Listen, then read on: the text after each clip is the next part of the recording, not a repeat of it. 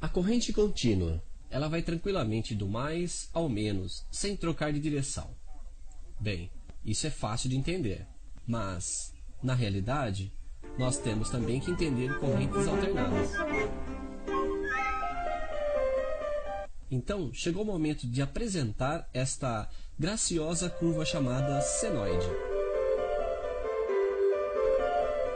Você sabe que se tivermos uma flecha de comprimento unidade, capaz de girar dentro de um círculo, sua projeção sobre o eixo vertical tem por comprimento seno A. A é o ângulo que a flecha giratória faz com sua posição de partida. O ângulo A é geralmente medido em graus, mas podemos também medi-lo com o que chamamos de radianos. Nós calculamos, uma vez para todas, o valor do seno para cada valor do ângulo A.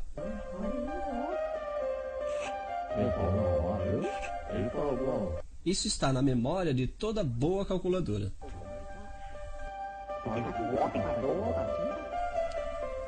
Você notará que inicialmente o seno é igual a zero.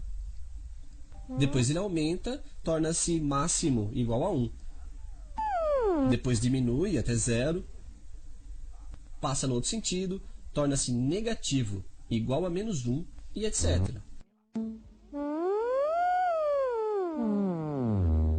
E gravando isso num rolo de papel, isso desenharia uma senoide.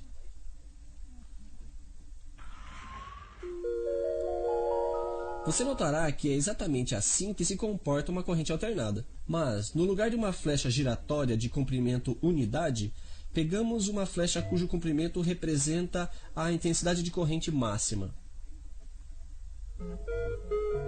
Assim, podemos saber em um momento qualquer o valor da intensidade de corrente alternada. É I instantâneo igual a I máximo que multiplicamos pelo seno A. Isso tudo, certamente, desde que conheçamos o ângulo A, ou, mais precisamente, o tempo t que passou depois do momento zero. Detalhe técnico. Para desenhar a senoide da corrente alternada, utilizamos, de preferência, um utensílio eletrônico muito sutil chamado osciloscópio. Dizemos que a corrente alternada é um fenômeno periódico, porque em um espaço de tempo regular, portanto periódico, a corrente reencontra o mesmo valor e no mesmo sentido de variação, o que você notará que corresponde a uma volta da flecha.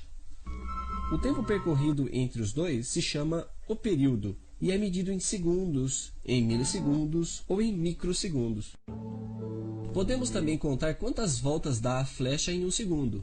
Isso se chama a frequência. A frequência é, portanto, o número de períodos por segundo. Ela é medida em hertz, kilohertz ou megahertz. Período e frequência são duas formas de medir o mesmo fenômeno periódico. Assim, sabendo que a corrente do setor tem uma frequência de 50 Hz, seu período é, portanto, de 1 dividido por 50, igual a 0,02 segundos, ou 20 milissegundos. Para maiores detalhes, pedimos a gentileza de se dirigir ao seu professor habitual. Mas você deve pensar que eu não tenho nada para fazer, procurando saber o que acontece em um minuto e no segundo seguinte. Eu uso meus aparelhos há muito tempo, mas no alto nível de estudo a que chegamos, se quisermos ter uma ideia do que acontece com a corrente alternada na resistência, na bobina e no capacitor, vale mais a pena ter tudo isso na cabeça. Ah, esquecemos de dizer que se a corrente alternada que passa por uma resistência, por exemplo, descreve uma senoide, é exatamente a mesma para a tensão. As fórmulas, aliás, se parecem.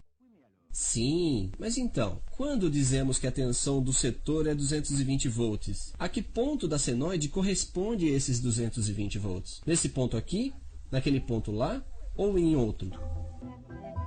Ah, bem, não. Os 220 do setor é o que chamamos de tensão eficaz. Mas o que é isso?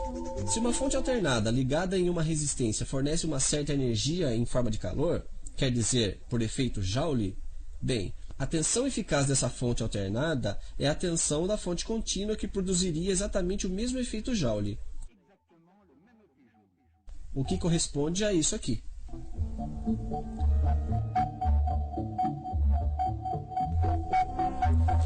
Nossos amigos matemáticos provariam por A mais B que a tensão máxima e a tensão eficaz se deduzem facilmente uma da outra. Assim, Quando não somos muito amigos das senoides e de suas fórmulas, o valor eficaz permite, em certos casos, de ressoar sobre o circuito alternado como se ele fosse contínuo. Mas atenção!